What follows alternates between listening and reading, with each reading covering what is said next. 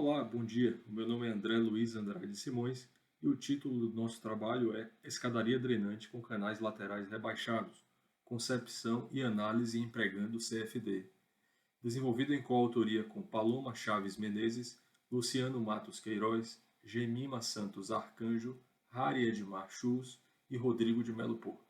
O número crescente de barragens construídas em concreto compactado a rolo nas últimas décadas foi acompanhado por um aumento expressivo de pesquisas sobre escoamentos em canais em degraus, uma vez que a adoção de sistemas extravasores com canais de queda escalonados é facilitada pelo método construtivo e, em muitos casos, representa um atrativo quando considerada a dissipação de energia em relação a uma calha lisa. Como consequência, os projetos de outras estruturas hidráulicas que utilizem canais com o fundo em degraus podem se beneficiar dessa produção de conhecimento. Pode-se citar, por exemplo, as descidas d'água empregadas em taludes, canais de drenagem e estruturas da arquitetura decorativa. Nesse contexto, destacam-se as escadarias empregadas como via de pedestres em bairros situados em encostas, conhecidas como escadarias drenantes. Durante períodos chuvosos, as escadarias tendem a funcionar como canais em degraus, dificultando ou impossibilitando o uso por parte dos pedestres. Segundo Mangieri, 2012, durante os mais de 30 anos desde a concepção da primeira escadaria drenante, em 1979, foram propostos 6 diferentes tipos de escadarias drenantes e construídas mais de 370 estruturas na cidade de Salvador. Metade dos modelos propostos desde 2012 apresentam como solução o uso de drenagem subsuperficial para que a escada drenante funcione.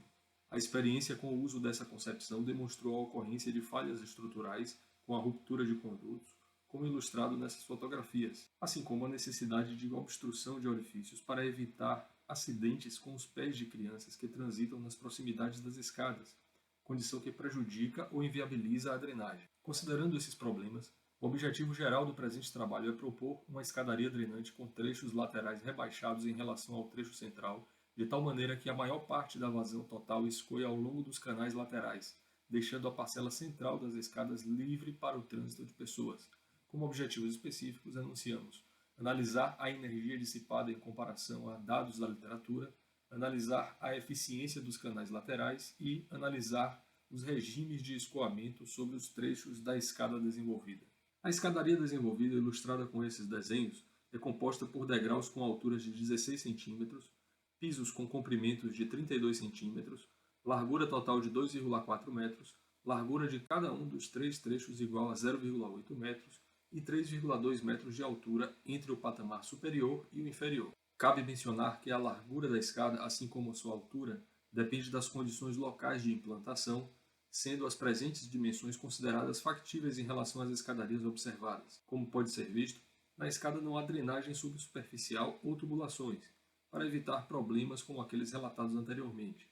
A forma proposta mostra que o escoamento será desviado para os canais laterais devido à introdução do degrau adicional no patamar superior, que deve ser provido de portão de acesso e placa sinalizadora para que não ocorram acidentes. A modelagem do escoamento foi realizada com as equações de conservação de massa e de Navier-Stokes, com médias de Reynolds e escritas sob a forma do modelo multifásico não homogêneo. Essa escolha foi realizada com base em estudos anteriores relativos a vertedouros em degraus e escadarias drenantes. As condições de contorno para o problema são uma entrada com a imposição de uma distribuição uniforme de velocidades que resulte na vazão correspondente à simulação, uma saída aberta para a água e para o ar, uma vez que o escoamento é supercrítico na saída, parte superior aberta apenas para o ar e paredes com rugosidade absoluta equivalente igual a 1 mm, valor que representa o concreto com acabamento normal.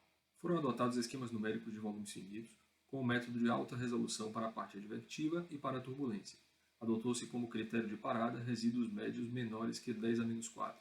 Para cada simulação foram adotadas malhas não estruturadas tetraédricas com 3.334.775 elementos, tendo sido necessárias aproximadamente 24 horas de simulação para cada vazão, em um computador com processador i7 e RAM instalada de 16 GB.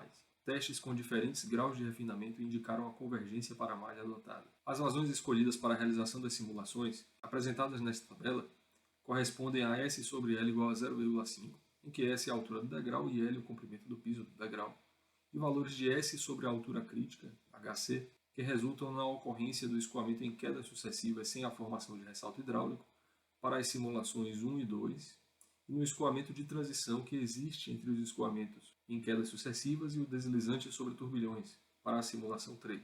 As previsões de ocorrência desses regimes foram realizadas com base no gráfico apresentado, elaborado a partir de equações propostas por diferentes autores e que mostra a existência de regiões no plano S sobre L, S sobre H crítico, para as quais há concordância entre as equações, as cores contínuas, e divergência entre as equações, ou apenas uma equação, que correspondem às cores pontilhadas.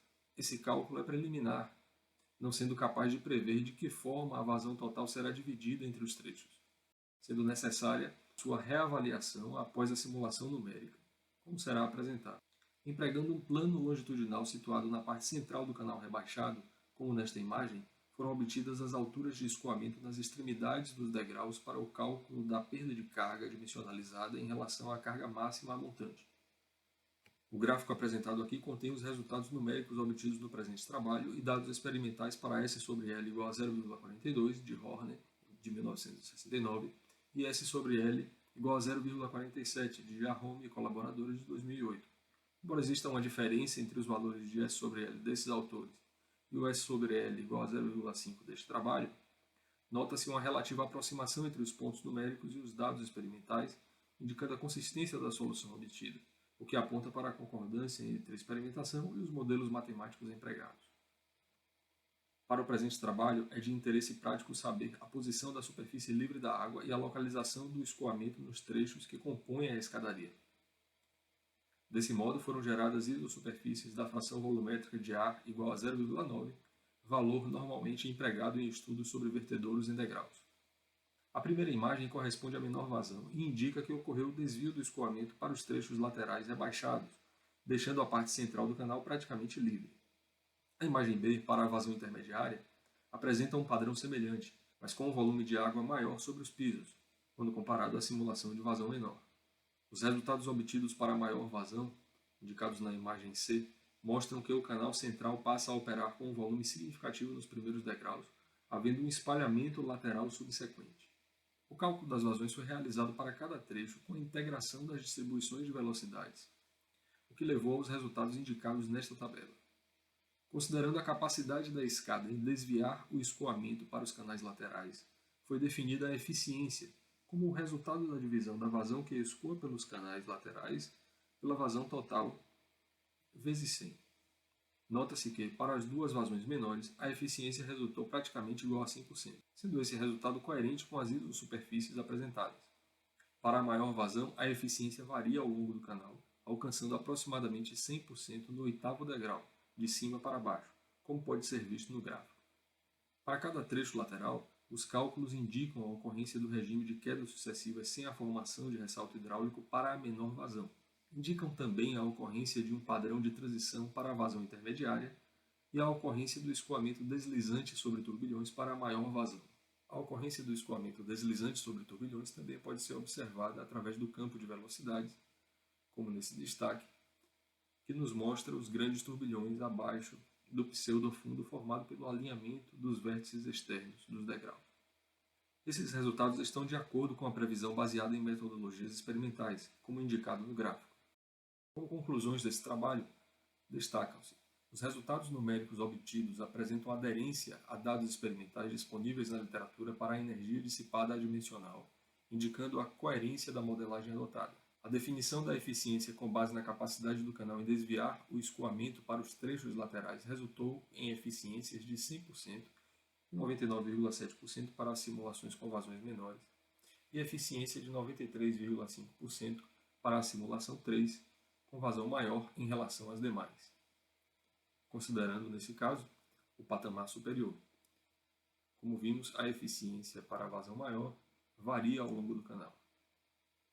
Os regimes de escoamento observados através das isosuperfícies com fração volumétrica de ar igual a 0,9 resultaram coerentes com a previsão baseada em metodologias desenvolvidas a partir de dados experimentais, confirmando novamente a adequação da metodologia adotada no presente trabalho. Aqui estão as referências utilizadas nesta apresentação. Agradecemos à CAPES, através do Código de Financiamento 001, à FAPESB, através do Convênio PIE 0021/2016, ao CNPq, através da Bolsa de Iniciação Científica concedida à primeira autora. Obrigado pela atenção.